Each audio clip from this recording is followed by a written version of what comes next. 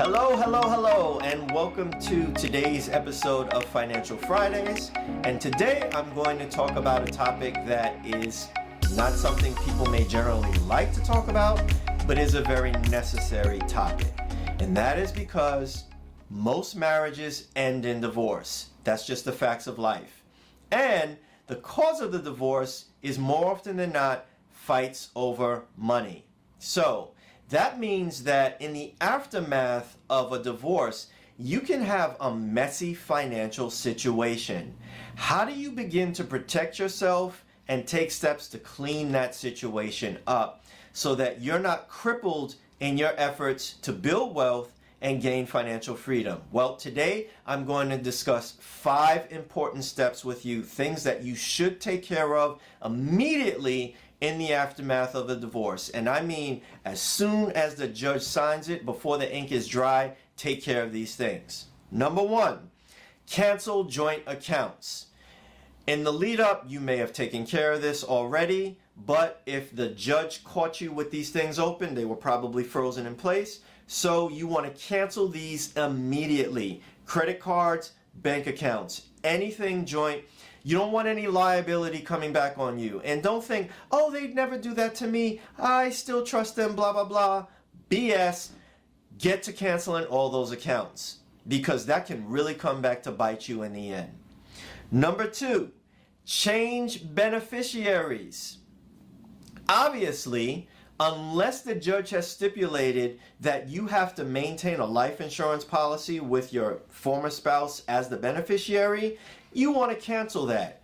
You don't want them profiting off of your death at this stage of the game. So, what you're going to do is you're going to change your beneficiaries. That's a very simple process with the insurance company. Just call them up, find out what form you need, get it done. Here's something you probably haven't thought about.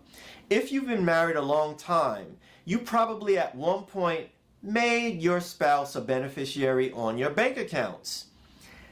People don't usually think about that.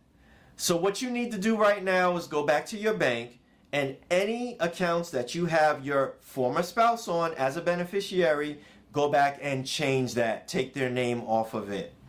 Number 3, update your insurance coverages.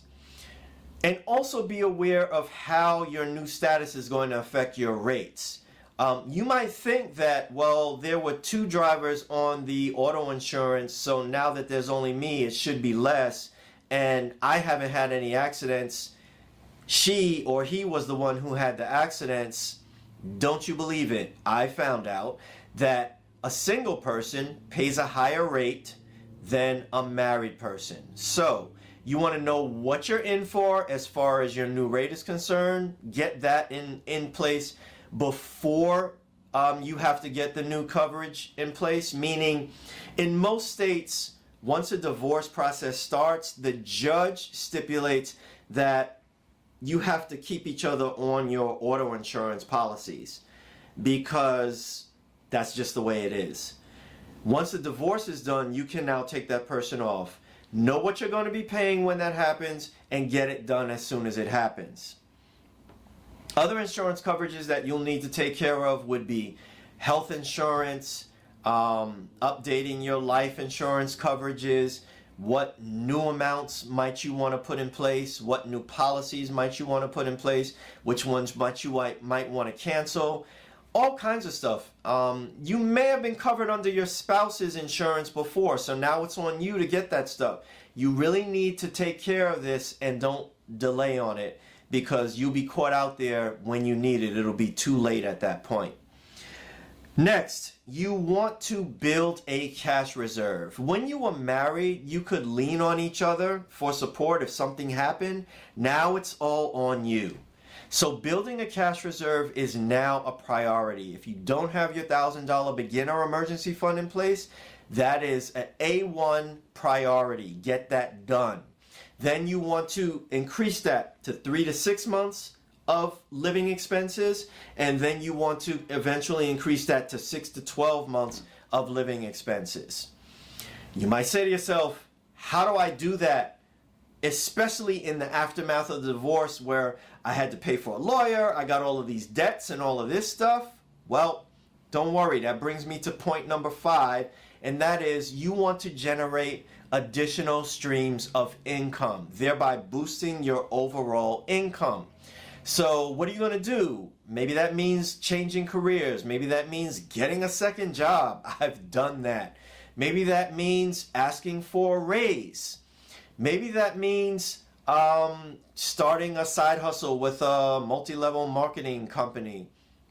Or maybe it means starting a side hustle with a skill or talent that you have. So many thousands of people right now have discovered, especially during the pandemic, that they can capitalize and monetize skill sets that they've taken for granted their entire life. Get yourself a side hustle started, because I'm telling you, having that saved my bacon in my divorce. So you want to make sure that those 5 things are taken care of. And to review, once again, you want to cancel joint accounts. You want to change your beneficiaries on any accounts. You want to update your insurance coverages. You want to build a cash reserve. And number 5, you want to generate additional streams of income. Now, to make all of this work, you are going to need to really look again at your spending, your plan, your financial plan. And part of that is putting together a new budget. Where there were 2, now there is just 1. So you're going to need to write a new budget up. And to help you with that, I am providing for free on my website my intentional spending plan. This is a free download that you can get by going to my website at intentionalmoneysolutions.com, going to the resources tab, and there you'll see the download for my free intentional spending plan. It's a powerful thing for you to use, and you will find it very helpful, especially if you are picking up the pieces in the aftermath of a messy divorce. So, that's all I have for you today. You guys have a great day. Enjoy the rest of your weekend, and I'll see you again next week. Take care.